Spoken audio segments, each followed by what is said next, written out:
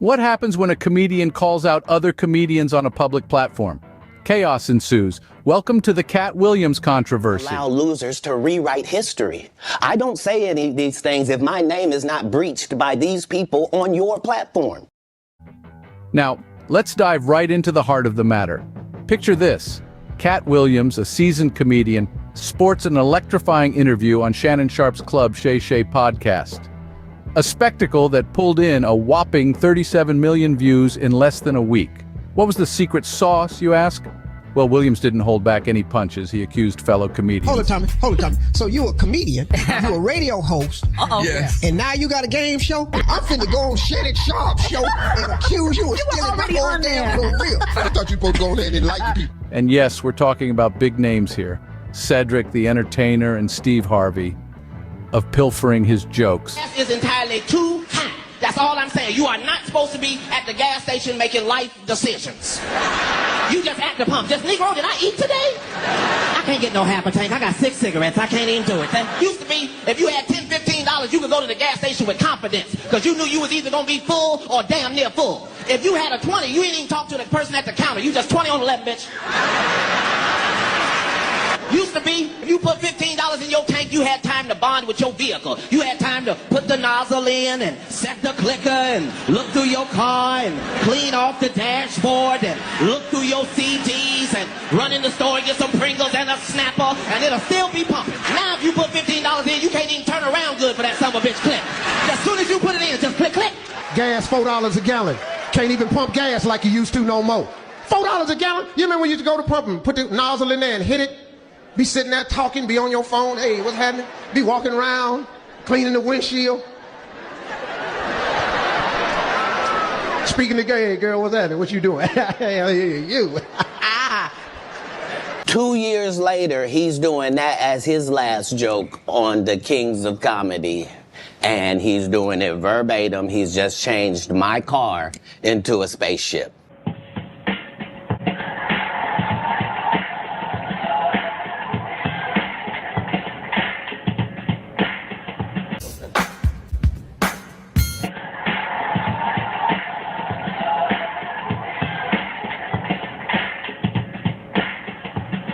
Tell a dude's joking and give him an award, and then 10 years later, you don't know nothing about it.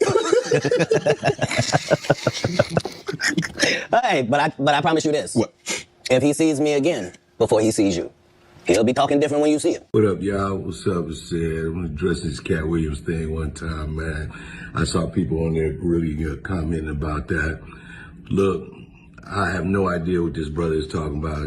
That joke is over 30 years old, close to 30-something years old. I did the Kings of Comedy in 1999. Probably had been doing that joke 6, 7 years before that. I don't even know if Katt was doing comedy then. So, again, he's a talented brother. I have no idea what he's talking about. I've never seen Katt do a space shuttle joke. So, that may be something that he believes is true. I've written a lot of jokes. I've had a lot of comedians steal my jokes as well. So I understand if you feel, slighted by that, but that's my joke. That's my joke, dog. Driving space shuttle to the moon, cigarette, cutie pie rocking in the background, parallel parking the spaceship. It's my joke, dog. So that's where I believe it to be. So. In a world where laughter is the currency, this was akin to a bank heist. Williams' bold accusations sent shockwaves through the comedy circuit.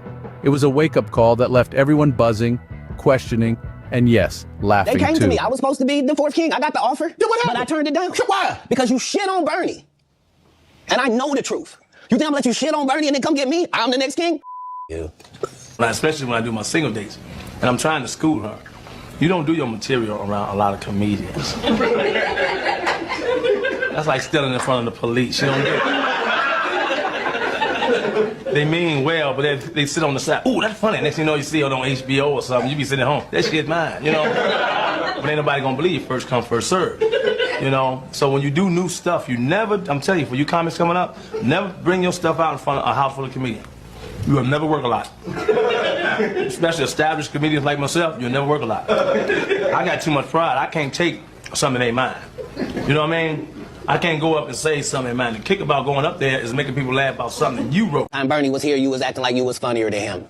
The reason you was supposed to go last is because it was your tour. Tell the truth. It was Steve's tour. Not it was going to be called the Kings of Comedy. It was Steve's tour. These are the guys opening for him. Of course you got to close if it's your tour. That's why it was such a big deal. But you couldn't do it because you can't beat the best. And until you humble yourself, you will forever be kinged by the king.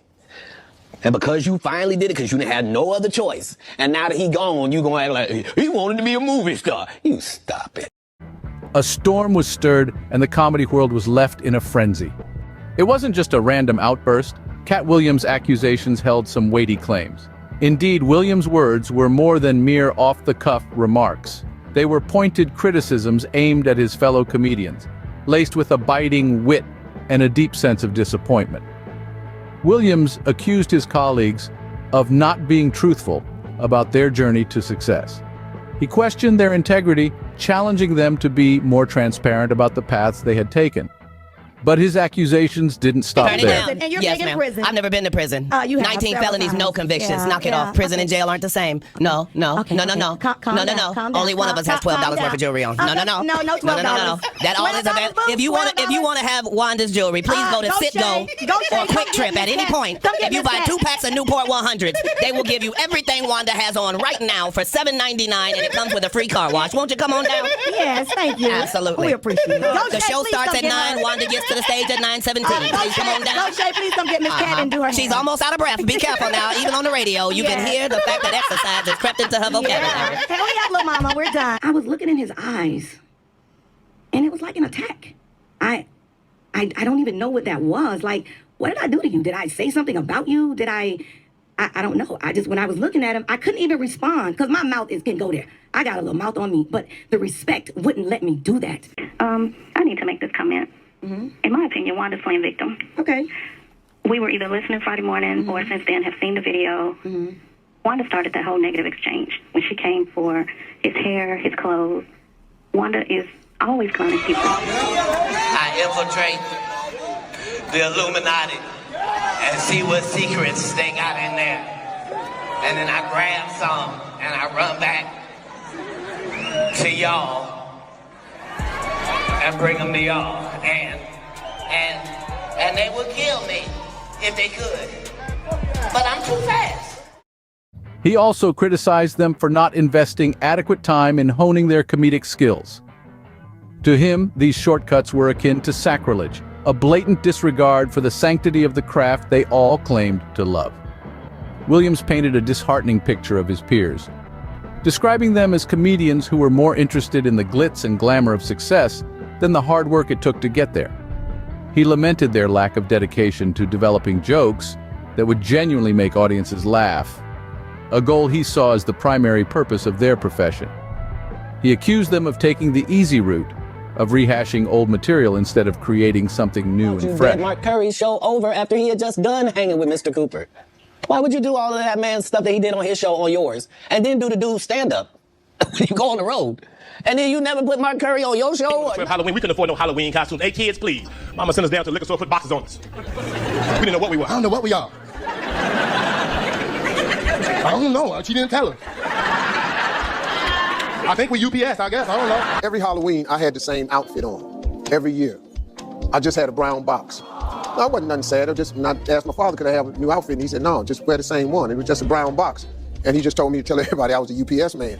Guy Torrey did a beautiful special about the Comedy Store and Fat Tuesday, where he said that Steve and Cedric and Kevin Hart and Tiffany Haddish came through there and made all lies. In contrast, Williams portrayed himself as a diligent worker, a comedian who took the time to study the structure and strategy behind the jokes of popular comedians from all backgrounds, styles, and eras. He prided himself on his commitment to write new material for every tour, a feat he claimed his colleagues were not willing to undertake.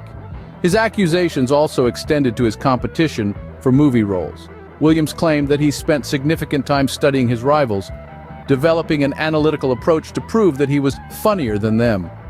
This level of dedication and commitment was what he believed set him apart from his peers. For Williams, comedy is no laughing matter. It's a craft that requires dedication, and he wasn't afraid to call out those who fell short. He saw comedy as a discipline that demanded respect, and he wasn't shy about expressing his disdain for those who didn't treat it with the reverence it deserved. So what makes Katt Williams different? What's his secret to success in the comedy world? Well, it's all about his approach to comedy. Unlike many of his peers, Williams doesn't believe in shortcuts. He's a firm believer in the art and craft of comedy, and he's dedicated his life to mastering it. Williams has spent years studying the structure and strategy behind the jokes of popular comedians, dissecting their punchlines, their timing, their delivery. He isn't just a comedian. He's a student of comedy, always learning, always evolving. He's absorbed the essence of comedy from all backgrounds, styles, and eras, and used this rich tapestry of influence to create his distinctive style, but that's not all. Williams also has an unwavering commitment to originality. For every tour he embarks on, he writes new material. No rehashing of old jokes, no riding on past successes. Every performance is fresh, unique, a testament to his creative prowess and his respect for his audience. He's not just there to make you laugh, he's there to give you a show you'll remember. Furthermore, Williams doesn't shy away from competition. In fact, he embraces it. He spends a significant amount of time studying his competitors, especially when it comes to movie roles. But he doesn't just study them, he analyzes them, breaks them down, finds their strengths and weaknesses. Then he uses this knowledge to showcase that he's funnier than them. It's not enough for him to be good. He wants to be the best. In a world where many are looking for the easy route, Williams stands out. His detailed and diligent approach to comedy, his commitment to originality, and his competitive spirit set him apart. He's not just a comedian, he's a performer, a creator, a force to be reckoned with. In a world of shortcuts, Williams took the long road, and it paid off.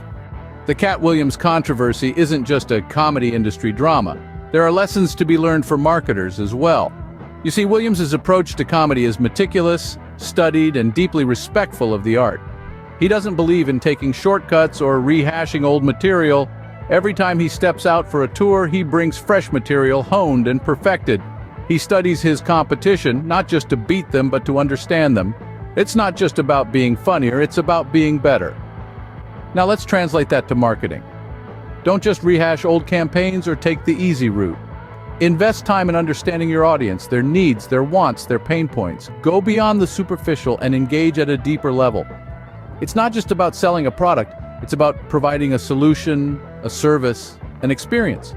For marketers, Katt Williams' approach to comedy is a reminder that real success comes from real effort. Katt Williams didn't just make it big with one audience.